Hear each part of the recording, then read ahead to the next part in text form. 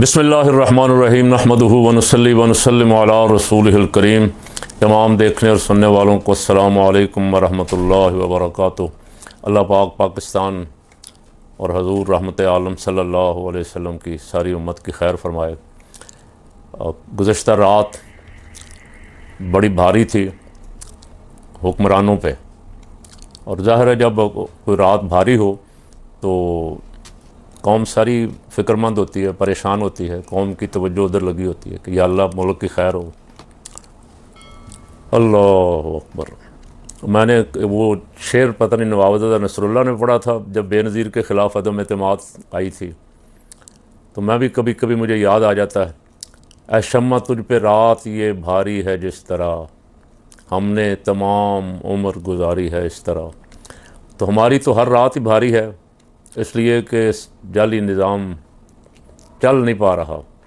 कोशिश बड़ी की गई, इसको सहारा भी दिया गया, इसको लाठियाँ भी दी गई, चलो लाठियों के सहारे चल रहे, लेकिन ये चल नहीं रहा। मैं हैरान हूँ कि अभी तक इन्हें कैसे बर्दाश्त किया जा रहा है।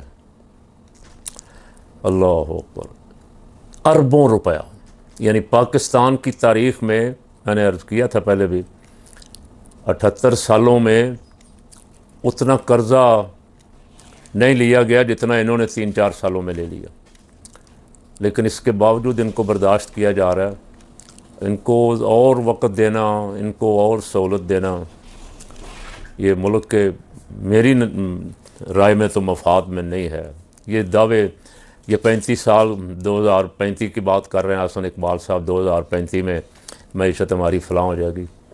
तो ये तो आने से पहले ही कह रहा था कि हमारे पास तजर्बाकार टीम है, हमारे पास ये है, हमारे पास वो है। बहरहाल मैं कर रहा था, रात उनका अडियाला में मंगल वाले दिन वो हाज़िरी लगवाते हैं खान साहब को खान साहब से मुलाकात के लिए, और आगे सुपरिटेंडेंट मुलाकात करवाता नहीं है।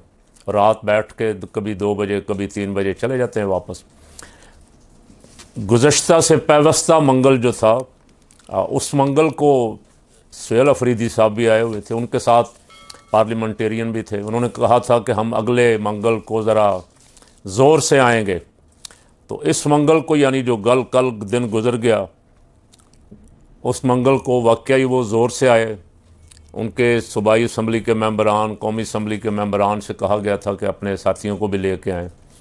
वो आम काल एहतजाज की नहीं दी गई थी, ना कोई लॉन्ग मार्च का बुलावा था।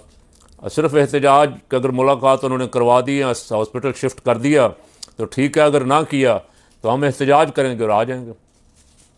एहतजाज के लिए वो आ रहे थे, आगे हमारे पास हथियार हैं कि हमने शहरियों को उनके पुरअमन एहतजाज का हक़ भी किसी सूरत नहीं देना। उसके लिए खा जो भी करना पड़े वो आप और हम देख चुके हैं क्या क्या कर लेते हैं करने वाले। इंसानों का खून बहाना पड़े तब भी हम पुरअमन एहतजाज नहीं करने देंगे। फ़कीर का फिर आज सवाल ये है मियाँ साहब से, उनकी हुकूमत से, कि जब खान बार था उस वक़्त वो जलसे करता था तो क्या तूफ़ान आ गया था। जलसे के लिए जलसा करने वाले को फ़िक्र होती है, मेहनत करनी पड़ती है, लोगों को दावत देनी पड़ती है, अच्छा खासा सरमाया खर्च होता है, तकरीरें करके वो घरों को चले जाते हैं। हुकूमत का क्या बिगड़ता है? लेकिन ये इतनी खौफज़दा डरी हुई हुकूमत है कि ये किसी सूरत भी इतनी इजाज़त देने के लिए भी तैयार नहीं है। बहरहाल वो आए और उन्होंने थोड़ी सी हिकमत अमली तब्दील की। वो जिस तरफ से आना चाह रहे थे वो रास्ता बदल के 26 नंबर पे आ गए। एकदम हुकूमत के हाथ पाँव फूले, भागम भाग आके 26 नंबर को ब्लॉक कर लिया, कंटेनर लगा दिए और पुलिस खड़ी कर दी। और वहाँ फिर टाकरा हुआ सुहेल अफरीदी का और पुलिस का। एक पुलिस का ASI या SHO या DSP रैंक का वज़ीर आला को आगे आने से रोक रहा है। तो वज़ीर आला ने कहा, तुम क्या करना चाहते हो, तुम क्या पैगाम दे रहे हो? मैं 4 करोड़ 60 लाख अफराद का नुमाइंदा मुंतखब वज़ीर आला हूँ, 45 वाला। तुम मुल्क को तोड़ना चाहते हो, खुदा न खास्ता खाकम बदहन। अच्छा, अगर वो आ जाते, अडियाला के बाहर बैठ जाते, तो मैं सबसे पूछता हूँ कि क्या क़यामत आ जानी थी? और अडयाला के बाहर वो बैठते, 2-3-4 हज़ार आदमी भी अगर बैठ जाता तो ना वहाँ को रास्ते ब्लॉक होते, ना इस्लामाबाद ब्लॉक करना पड़ता, ना जीटी रोड पे लाइनें लगती, ना लोग सारी रात गाड़ियों में बैठे बैठे, हज़ारों गाड़ियों का पेट्रोल ख़त्म हो गया, बददुआएँ देते रहे, ना वो आपको बददुआएँ मिलती। और उनको शायद पता भी ना चलता कि अडयाला के बाहर क्या हो रहा है। जैसे हमेशा हर मंगल को होता है, अडयाला के बाहर रात 12-1-2 बजे तक वो एहतजाज करते हैं, चले जाते हैं।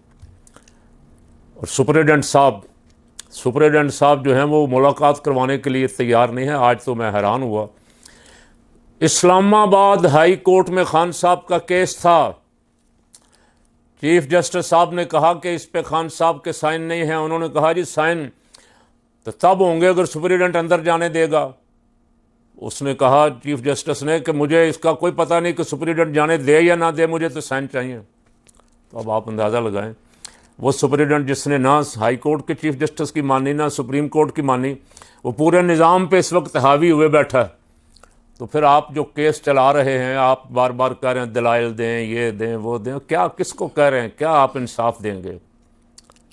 अल्लाह ताला मेहरबानी करे आपके हाल पे। आपको शायद भूला हुआ है कि हमें जवाब देना है, कहीं जाके किसी अदालत में हमें भी पेश होना है। कुछ ना कुछ चलें, 100% नहीं आप कर सकते, को 90%, 50% को 10% ही कुछ लोगों को नज़र आए कि आप इंसाफ दे रहे हैं। अब वो ईमान मज़ारी और हादी अली चट्ठा और पता नहीं कब से पकड़े हुए हैं, सिर्फ बोलने पे, कोई ट्वीट करने पे, और कोई जज जरूरत नहीं कर रहा कि उनका केस सुन ले, फैसला करना तो दूर की बात। और मैं हैरान हूँ, ये निज़ाम कब तक कैसे चलेगा? काश हमारे जो सोचने वाले हैं, जो हमारे थिंक टैंक हैं, जिनके पास इख्तियार है, जिनके पास पावर है, वो इस पे बैठे हैं, सर जोड़ के बैठे हैं। हर जगह ताकत का इस्तेमाल जो है वही मसले का हल नहीं होता। बाज़ मामला दानिशमंदी के साथ, प्यार मोहब्बत से 2 जुमले बोल के वो नताइज लिए जा सकते हैं जो मिसाइलों, टैंकों और बम मारने से भी नहीं लिए जा सकते। आप ईरान के साथ देख लें, जो कुछ अमेरिका इसराइल ने किया और करके अभी तक नाक रगड़ने के बावजूद भी अपने मकासद हासिल नहीं कर सके। अब अदालत, अगर मैं हैरान होता हूँ, मैं इस लेवल के बड़े बड़े जज हैं, मोहतरम हैं हमारे हाई कोर्ट लेवल के जज, दहशतगर्दी की अदालत के जज।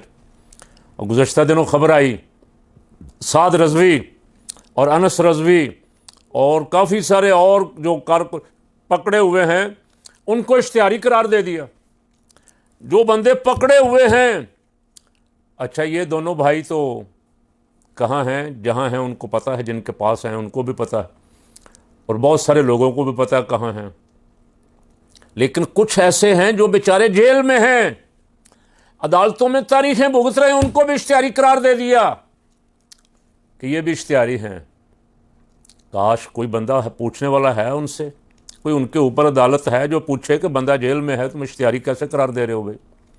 अगर वो पेश नहीं हो रहा, भागा हुआ है, छुपा हुआ है, अदालत में नहीं आता, तो चलें आपका कोई इख्तियार बनता है। और फिर वैसे मुझे तो शुरू दिन से बेहद अफसोस है, नवाज शरीफ तेरी सियासत और पे तेरी जहनीत पे अफसोस है मुझे। वोट को इज़्ज़त दो, वोट को इज़्ज़त दो। बड़ा चैम्पियन बनता था जमहूरियत का जी, ये वर्दी के ख़िलाफ़ है, ये फुल इख्तियार चाहता है, ये दहशतगर्दी की अदालतें बना गया। और दहशतगर्दी की अदालतें दहशतगर्दों के लिए नहीं, सियासी कारकुनों के लिए। फिर उसके अपने कारकुन भी इन्हीं दहशतगर्दी की अदालतों में रगड़े में आए। शायद को ख्याल आया हो, अपनी सियासत पे कुछ अफसोस हुआ हो कि ये मेरी अकल ने ये कारनामे दिखाए हैं कि यहाँ मैं किस किस का नाम लूँ, 1-2 का लूँगा, बाकी का नहीं लूँगा तो नाइंसाफ़ी होगी। सैकड़ों कारकुन मुस्लिम लीग नून के, उनके खिलाफ दहशतगर्दी के पर्चे हुए, दहशतगर्दी के केस हुए, दहशतगर्दी की अदालतों में भुगतते रहे बेचारे। इसी तरह PTI के कारकुन हज़ारों की तादाद में दहशतगर्दी की अदालतें भुगत रहे हैं, दहशतगर्दी के केस बने हुए। और तहरीक लब्बैक वालों का कसूर सिर्फ इतना था कि लब्बैक या अक्सा कहते हुए जा रहे थे, वो दहशतगर्दी के केस भुगत रहे और इश्तिहारी करार दे दिए गए। अब मैं बस यहाँ ज़्यादा इसको नहीं लंबा करना चाहता, बहुत कुछ कहने वाला है। यहाँ समेट रहा हूँ कि बैठो, सर जोड़ो और बैठ के इन मसाइल का हल तलाश करो और लोगों के लिए आसानियाँ पैदा करो, लोगों के लिए मुश्किलात खड़ी ना करो, लोगों की ज़िंदगी अजीरन ना बनाओ, लोगों को जहन्नम में जीते जागते दुनिया में उनके लिए उनके घरों को, जेलों को जहन्नम ना बनाओ, उनको आराम से, सुकून से, इज़्ज़त से जीने का हक़ दो। जो आइन और कानून उनको हक़ देता है उनका वो हक़ दो। अल्लाह ताला सारे मुल्क पे, अवाम पे, हजूर की सारी उम्मत पे रहम फरमाए।